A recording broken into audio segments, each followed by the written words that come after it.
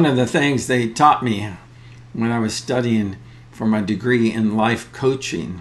By the way, I would encourage you, if you're seeking a life coach, to find somebody who not only you trust, but also has demonstrated the capacity to fulfill requirements for being a coach.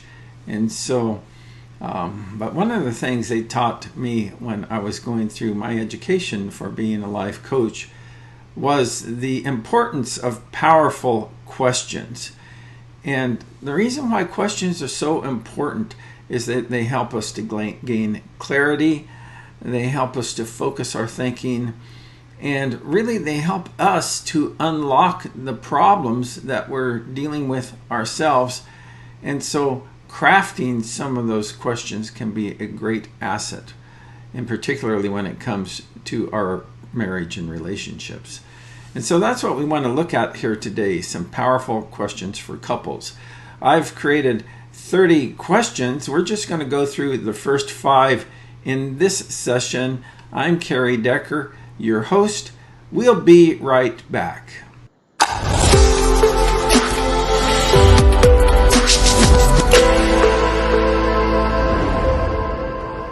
My guests today with me are Darla and Alan Collinette. Hey guys, thank you for coming to the program today. It's good to have you.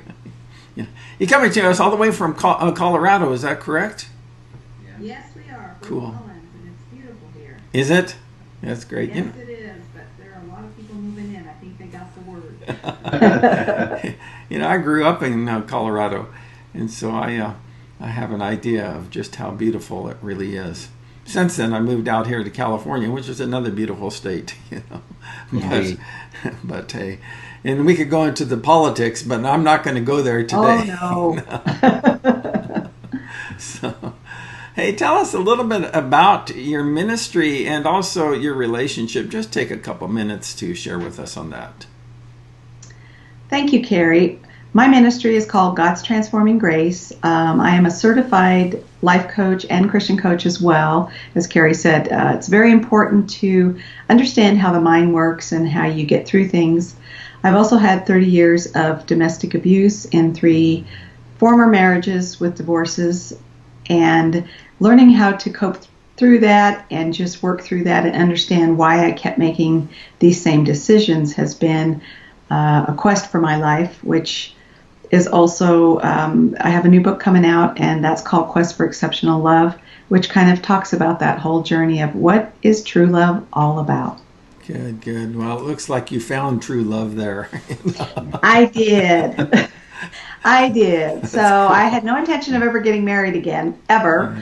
Yeah. And God had another plan. And when I was on a trip to Italy, my husband was on a trip to Italy with his family, and that's where we met. And cool. There's a whole nother story there that's just an amazing journey from God. Well, we have a number of your, and we actually have a couple episodes featuring you exclusively here on 4 Habits to Transform Your Marriage, but also you help us out with different questions here along the way on these powerful questions for couples. Al, I know I'm going to hear a word from you here in a moment, but I thought we'd just jump right in and start with these questions. And let's talk about these powerful questions for couples. Now, these are not questions that you ask of your spouse. They're really questions that you ask of yourself. And the first question that we want to consider is that what do I avoid talking to my spouse about for fear that it might anger or hurt him or her? And there's a quote that goes along with this, is that Elisa TerKeurst, she says, "We must not confuse the command to love with the disease to please." And so what do you guys think about that question there? It's a great question, and I think that it's a vital question. I think that if you have an open, loving relationship, you should feel comfortable talking to your spouse about anything. Yeah. When Darla and I were dating, I was in Pennsylvania and she was in Colorado, and we Skyped every day of the week.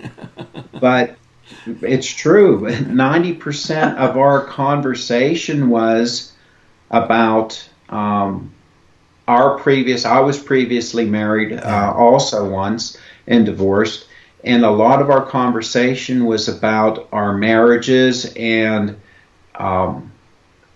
what we thought went wrong, what we thought we did right, what we thought we did wrong, and a lot of open, honest discussion. And you have to be able to be honest with your spouse.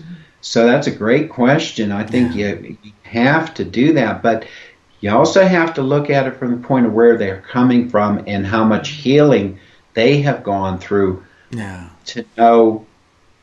You might have to take it in segments, start out small. That's such a great observation, because sometimes, we have something that's kind of pressing on us. We feel like we got to get it resolved right away, but your spouse may not be in the space just yet where he or she can really receive that message that we'd like to send. Darla, anything you'd like to add to that? Well, Alan touched on the whole part of, especially when you come and you're divorced and you remarry, there's a whole set of luggage that comes with you, whether you like it or not. Really. And you've got to be healed from it. You've got to understand what's present, what's past, or you will hear records in your head that, this person is actually the old person, and it doesn't work that way. So the healing has to happen. God has to be center in all that you're doing together as well. And even when we Skyped, he was saying, majority of it was about those kinds of things. But I think one of the wonderful things that we discovered is when your hearts are with God and you start discussing scriptures about that. And I would ask him, I would say, so what does God say about that? And he would go, well, I'm not sure. And I said, well, maybe next time we'll talk about it. So, and that gave us a center point that Christ was always the lead and always the example, rather than us trying to do this tug of war thing. Oh, that's so wonderful. Yeah, that's for sure. Well, let's go on with our questions and see what question number 2 brings us. And we're talking about powerful questions for couples. And these are, again, like I said, are questions that we ask of ourselves in our relationships. And question number 2 is just simply this: what resentments, small or large, am I harboring towards my spouse? What resentments, small or large, am I harboring towards my spouse? And the quote that we're using for that is that resentment is a poison that we swallow while waiting for the other person to die, So we're talking about these powerful questions. And what do you think about that question when we're talking about this issue of resentments? Tell me your thoughts, guys. Ooh, resentment, such a bitter cup, like you said, such a poison. And again, where's our heart coming from? When we are grateful and when we're in Christ, when we can see the goodness and the faithfulness of God, there's no room for resentment. The past is the past, and you've got to let go of that and go forward. I think that when we feel resentment with our current spouse, we have to ask ourselves, where's that coming from? It may not even be something they're doing. There's something that's in us that's going, what's that coming from? So for me, this question is really, as you say, these are things you ask yourself. It's really self-reflection and gives you the opportunity to go to God and say, what am I missing here? What is still there that needs to be healed or processed or forgiven or let go of? There's a saying that I like to reflect on when it comes to resentment. And it's just simply this, is that when I'm feeling a resentment, and this is true in any relationship, when I'm feeling a resentment, I'm mismanaging something from my side of the relationship. Because, sure, they may be responsible for causing a hurt or an offense.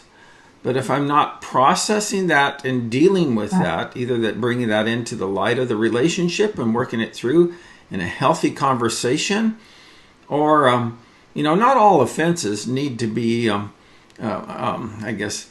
talked out. there's a passage of scripture in the book of Proverbs that says that it's a glory to a person to overlook an offense. And so sometimes you just need to let the small stuff go. But here's kind of my rule of thumb on that, is that if you keep circling back with a resentment, then it's not small. You need to work through on that. How about you, Al? Anything you'd like to add? Well, I think it's like Darla said, oftentimes it's a past memory from our past, but oftentimes I think there may be something that someone does that irritates you, regardless of the relationship, and you do need to address it. You need to, and Darla's famous for saying, so what do you mean by that? Yeah, that's good. And it needs to be addressed if you've come to the conclusion that no, it's not a past record playing, that you do need to resolve these things most of the time. Now, there are times and I agree with you completely, that it's a matter of just saying, you know what, it's not going to shake the heaven and the earth if I let that go. Yeah. And does it really matter? Is it going to change my life for the better or not? Am I going to bring it up later? You need to address it. But if it's minor and it's just possibly even a misinterpretation of a statement or something, just let it go and not worry about it. But I agree with you. Great question, though. Definitely something that needs to be addressed between married couples. Absolutely. Yeah, I love your guys' insight. I really do. I appreciate you sharing that with us, because, when I talk with you, there's always good stuff that comes out of that conversation. Yeah, you even steal it. Yeah. Sometimes I even steal your good stuff. Neener. So. Well, let's move on to question number 3, I believe is where we're at. And we're talking about powerful questions for couples. And question number 3 is just simply this. On a scale of 1 to 10, with 10 being the best, how good am I at responding versus reacting to my spouse when he or she hurts or offends me? What could I do to improve? So it's the question really is all about, responding versus reacting.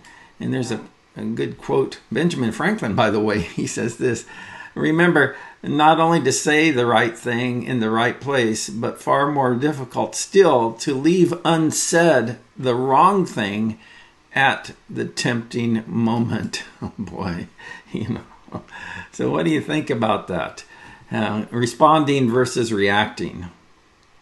I think I've had a life lesson. I should have a PhD in this part of it. Hey, I'm still getting my degree. I think I at least have a PhD in this one. I have to, dealing with abuse, dealing with emotions, dealing with children, dealing with all the challenges I've had over the last 50 years of my life have really taught me. I follow a 3-rule set for responses. And my first one is always take a breath. Yeah. Because that physical just separates me from all the emotional stuff and allows me to, just go to my second step, which is Jesus help me. Jesus, take the wheel. Like, Jesus help me, because I'm not sure, about this. And it's okay for me to not be sure. That's the thing that you have to acknowledge, that, you do want to just respond and just, or react and not respond. But it's that help me, Jesus thing. And then the third one is, okay, ask a good question. What is going on? What does that mean to you? How is that, did you mean to really say that, or were you trying to say something else? Those questions are really important. And then depending on the question, there has got to be responsibility and accountability. And that's how much am I responsible for? Was it I the one who said something that, caused all this and I didn't know it? Or were they just absolutely in a terrible mood and decided to take it out on me? Yeah. So you just got to stop yourself. Yeah. Well, you're right. I'm going to steal that one too. I like this. I like those 3 questions, or at least those 3 rules. Yes. Let's see if I can remember them now. And number 1 is to breathe, and number 2 is to ask God, ask Jesus to help, and number 3 is ask a good question. A good question. Wow, that's good. Al, anything you'd like to add to that? Maybe not at this moment, huh? I think the question's a self-evaluation again. Yeah. It's a good question, and it does make them think. I don't know if you need to rate 1 to 10. It's more of a do I or don't I react versus respond. And I'm a lot like Darla in that respect, in that when something is said or done that I may take offense to, my first response is to shut up. Don't open your mouth, because that's when you get into trouble. But yeah, it's a self-reflection. 1 to 10 is subjective. One person might think they're a 9, and another one would say, "Oh no, you're a 1." So that's kind of. But I think it's more: do you respond or do you react? To that, and it's a great question. It's just I don't know that the 1 to 10 kind of works with it, but I like the question. Well, and I think if you go back to Scripture too, there are hundreds of verses about the tongue and about how we're supposed to, wait for our responses and, weigh our anger and our actions. And this is the whole respond or react. Yeah, for sure. Well, let's take our next question here. I think it's number 4 that we have. And it says this, that how has my approach to money management affected our marriage for good or bad? What would my spouse say? So this is a question about money management. And I have a couple quotes here. One, it says, the handling of finances is one of the major emotional battlegrounds of any marriage. A lack of finances is seldom the issue. The root problem seems to be the unrealistic and immature view of money, and that's David Augsburger.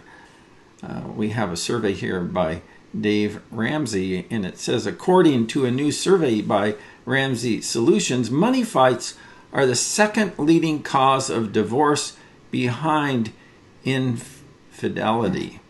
And so, what do you think about this issue of money management? I think that you really need a lot of questions. That's a good one to start really. Yeah, like but a whole series. That could be expounded upon in so many different ways. It's a lot like our definition of love when we come into a relationship. We learn that from our experiences, our beliefs, and it's broken because we don't live in God's right away. The same thing is true with our finances. We learn or don't learn from our parents taking care of us or over taking care of us, from our experiences in life, from what we decide to do. So again, they both come in with their own definitions and designs of financial existence, and then they try to come together. So there has to be some guidelines that are healthy, which I think Dave Ramsey does a great job in his course, by the way, which I've taken years and years ago.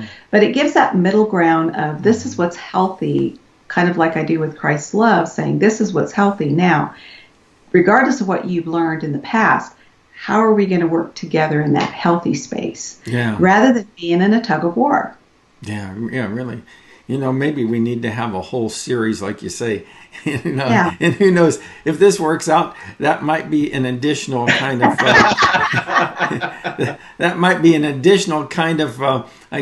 theme in our 4 Habits conference.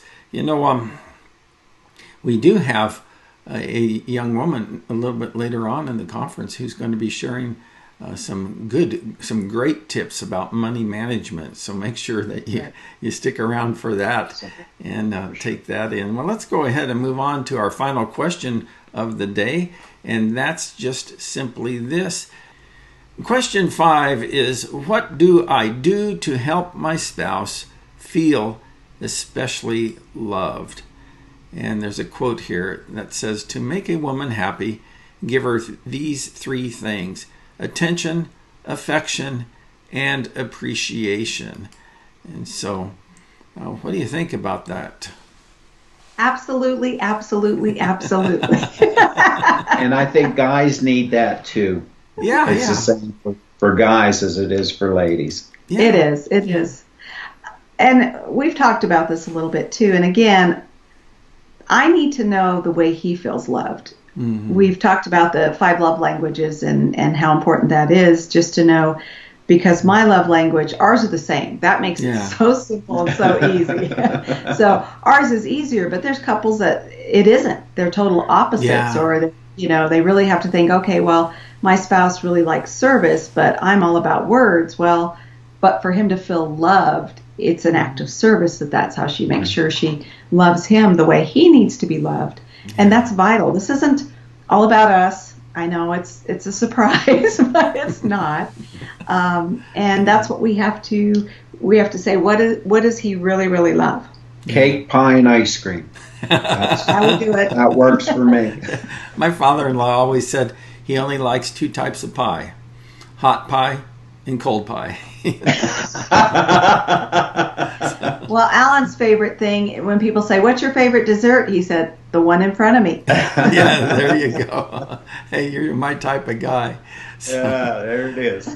Before we wrap up, we're almost out of time here. Any questions that you'd like to recommend for our list? The finance probably part, I would say, is how do we as a couple plan to manage our money every month and equally understand what's going on. Yeah, that's good. That's good.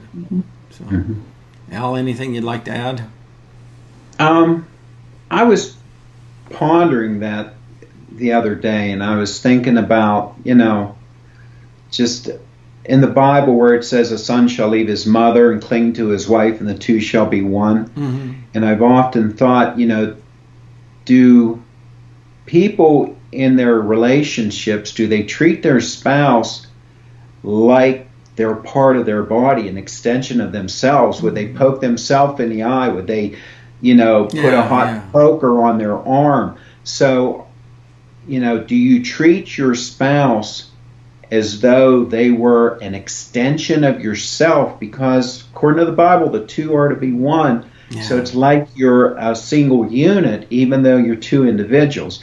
But you should still treat your spouse as you would treat your own body. Yeah, to love and I'm not sure exactly how I'd word that, but I think that would be probably a question good for a married couple. Yeah, that's great. Thank you guys so much. And we have plenty of great content here at 4 Habits to Transform Your Marriage, and this is just the first of the series on powerful questions for couples. So make sure that you keep checking in and just get the whole benefit of everything that we have to offer here.